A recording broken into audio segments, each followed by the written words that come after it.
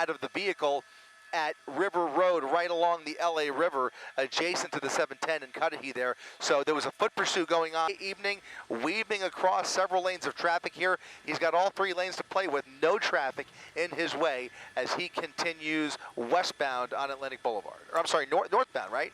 Northbound? No, southbound. Excuse me. Southbound Atlantic Boulevard. Well, you're certainly getting a glimpse inside that driver's side window where you see that one suspect.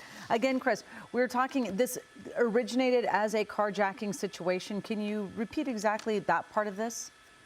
So it's a little bit unclear if they were carjacking suspects or if the vehicle that they're in it was carjacked during a separate crime. We just don't have those details, but carjacking suspect or suspects, to say the least here, at least as far as we are hearing on the radios here. Again, we're listening to LA County Sheriff. Every time he jumps on the freeway, I anticipate CHP getting involved here, but he is on and off the freeway. So this is wholly LA County Sheriff's pursuit here, and this is an agency who, especially as of late, they have always been a traditionally conservative agency.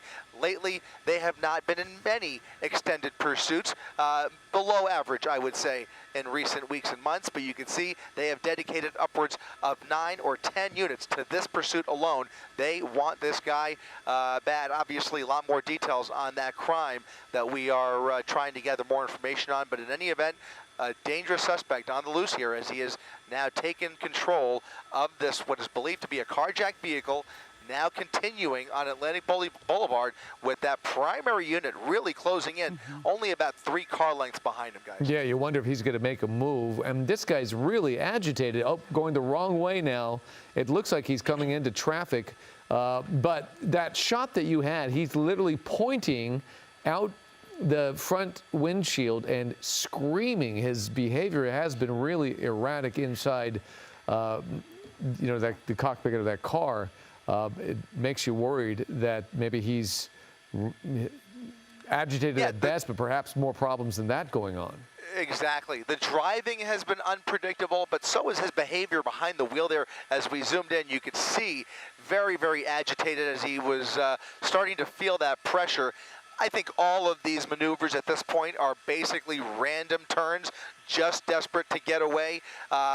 They just don't seem to have a clear destination in mind, or at least they didn't before that driver jumped out. And this passenger who's taking control of the vehicle certainly appears to be making this up as he goes along, as he parallels the railroad tracks there on Randolph Street, coming up on a railroad crossing, looking to make the turn over the tracks, crossing there, and occasionally, as you saw, even dipping into the oncoming lanes of traffic. That's also a tactic that could be, in some cases, maybe not in this case, but in some cases, an effective maneuver if you're being pursued by the sheriff's department, because if it gets too dangerous, including going the wrong way in oncoming traffic, the sheriff's department will typically start to pull back. They will, immediately give the order to either cancel the pursuit or put it into surveillance mode, whatever the case may be. In this event, they are dedicating more resources instead of less. So they appear to be dedicated to getting the suspect off the road, especially as he corners himself in neighborhoods like this. He keeps finding himself in these relatively residential neighborhoods, but not intentionally. Again, I think all of these moves appear to be pretty made up as he continues here. But a little bit of a narrow alleyway here as he continues to parallel the LA River, this time on District Boulevard. We're up the road from where the driver of the SUV, the original driver, jumped out. Now he's continuing back up along the LA River in another industrial area as he comes. Look at the spike strips. There's the spike. They were able to predict that really easily, and a very effective spike, I think. Yeah. At least the left turn, at least the right side, at least that right tire, I believe, made good impact with that spike strip. We will slowly start to see, I believe, the air deflate from that front right tire, maybe even the right rear tire, as he continues down Walker Avenue. And now he's going in a circle, making a random left turn as he starts to feel the effects of that spike strip, slowly bleeding the air out of his tires. That vehicle is going to start to behave differently. It's going to steer very differently, and he's going to slow down here. Maybe he's going to just come to his senses and realize that time is up as he continues to push it here. Really not. Look at this. He's going over another spike with the same wheel. But clearly now he is just on a joyride at this point until that vehicle gives up on him. But he is not giving up easily, guys. Yeah. No doubt about it, Chris. Front wheel for sure, right, Yeah, Colleen? front wheel, David. And we saw it now, it's hit twice. And this isn't one of those cars that has those run flat tires. Mm-hmm. And by the way, since we have a moment here while this thing is progressing quickly, let's show you that shot where he was really, he was screaming. Look at him pointing. He's pointing out his front windshield and screaming. That shows you the level of agitation he has. And this guy, keep in mind, remember the description of what. Oh, now they're going for the left, and sure enough, very smart. I'm sorry, I was just about to say, if they're smart here, they'll try and get on the left side as he comes out that same loop that he was in, and now they've got both, I believe, an effective spike on the front left tire. So all of these tires should start giving up here as he continues down 60th Street with LA County Sheriff right behind him. So they effectively spiked the front right, and then that same officer crossed the street as he made the circle through the neighborhood and then was prepared smartly to go ahead and attempt to spike the left side of the vehicle, and I think he made good contact there as well. So what happens here, guys, as you are familiar, those spike strips leave behind a straw-like peg in the tube of those tires that'll slowly bleed the air out. You saw when we were over the right side, already that front right tire is flat. As we come around the driver's side, if we could, you'll start to see the same thing on the left side. Hopefully we'll start to see that tire go flat as well. So he's on borrowed time, or at least the vehicle is, and sure enough, you can see that front left tire losing air. Yeah, Right. It is interesting, though, to see it's very well executed, those spike strips. And again, this is creating such an excitement in this neighborhood because you just see everybody coming out there. Shows you how quickly the news travels if there's a pursuit going on in their neighborhood. And they're all out there getting cell phone video of this pursuit. Everybody in their front yards or on the sidewalk. That's that spike strip where they got the second one on the right.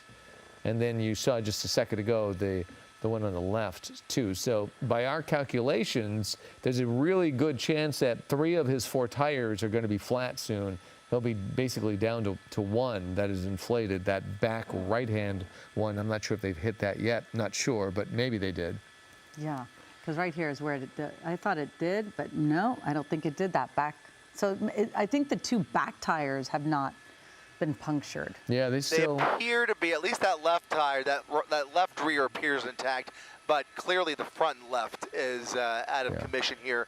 You'll start to see the rubber tear apart if he continues, especially if he picks up any kind of speed whatsoever. I think he realizes at this point that, you know, he's on borrowed time, but, you know, when you're in that position, you just can never really put yourself in the mind of somebody like this who is under this kind of pressure. Who knows what they're going through psychologically, what the rap sheet looks like, and of course, if they're under the influence of anything. There's so many factors that go into this, and of course, all of those things are top of mind for those units right behind it. But the good news is that the vehicle is at least partially disabled. It's not going to come to a stop on its own here, at least not yet. We've seen vehicles, especially a vehicle like this, travel on rims for several blocks or several miles in some cases until eventually you start to see the sparks flying. But in any event, he is now coming up on 52nd place here on Heliotrope Avenue, what is mostly a residential neighborhood. You mentioned that this is causing a commotion in this area. Not something we like to see because that starts to look at it as a possible pit maneuver. The one thing that the spike strips do is when you lose those front tires, you put yourself in a position where it's much easier to execute a textbook pit here, especially for these well-trained sheriff's deputies who are continuing this pursuit. If they see an opportunity, he's going to have to pick up a little bit of speed. You know, it's possible to go too slow for a pit maneuver as well, and he's going a little bit too slow for an effective pit maneuver. They're going to pull up right behind him here. He's coming to a pause and continuing once again up the LA River, and again, we've been here before. He is just kind of making these circles up as he goes along, again, attracting attention in these residential neighborhoods is really a recipe for disaster, because you start to see people want to get involved. They're tracking it on ABC7, and they want to get a picture of it, maybe post it for social media, and it just becomes a messier situation for law enforcement. Right now, he's back in that industrial section right along the LA River. You can see the bike path there just to the left of him. He's coming northbound on the west side of the river. And now it's a little bit of a game of cat and mouse as he starts and stops, maybe trying to think of where he could run and hide. I would venture to say he probably is not even aware of the dozen or so black and white patrol cars right behind him. So he's not going to get very far, but he's sure giving it a go. He certainly has found an area to just drive, in a straight line, because anybody who's had a flat tire, especially in the front, you cannot really turn the wheels of these cars. So to see that he's trying to just keep going straight and the police are patiently going along with them, it seems this could last quite some time. Well, I mean, if he stays on this road, it would be a dream scenario for these deputies, because it's basically an industrial road here that parallels the river, which turns away from the freeway. So he's getting, as he makes the turn there, you see the bend in that road? That's going to turn him away from the 710 freeway, unless he thinks that he's going to maybe drive into the river. Is he going to drive into the river? He's driving over the bike trail. Is that the riverbed right there? That is the riverbed right there. So he potentially could take this into the river, quite frankly. He's now on a bike trail. He's now out of the driver's seat, and the hands are up. Okay, he decided to just give up. Thankfully, the best move here was to surrender. That could have been a disaster. Obviously, lots of people on a holiday on that bike path that parallels the river, but fortunately this has come to a relatively peaceful end. We'll go ahead and push all the way in there, Josh. We'll go ahead and zoom in tight. You can see them now taking that suspect who has been subdued into custody. 3 officers placing him in handcuffs, and now he will be off to Men's Central Jail, guys. That clearly was not his intention to give up, but I think he jumped out quickly, and then he saw them so close to him, he realized there's no way he's going to get away, which was a good choice that he did finally give up, and now they have him into custody. And this is happening, as you said, in a very isolated area where it's not disturbing a whole lot of people or blocking an intersection, and there are not a lot of bystanders in the way. So that's good news. Yeah, about as safe of a resolution as we could have hoped for. Thankfully, we did not see anybody get hurt in this pursuit. There were no collisions that we are aware of. Maybe some minor damage to public property here, but that's about it. He'll be taken off to jail. We believe that the cohort, the other driver who was in that driver's seat, has also been taken into custody. So looks like they've got their guys, and this pursuit has come to an end. Yeah, absolutely. And again, it was a very interesting one to watch, but we're glad it came to a peaceful and safe ending. Chris, thank you very much. We'll be checking back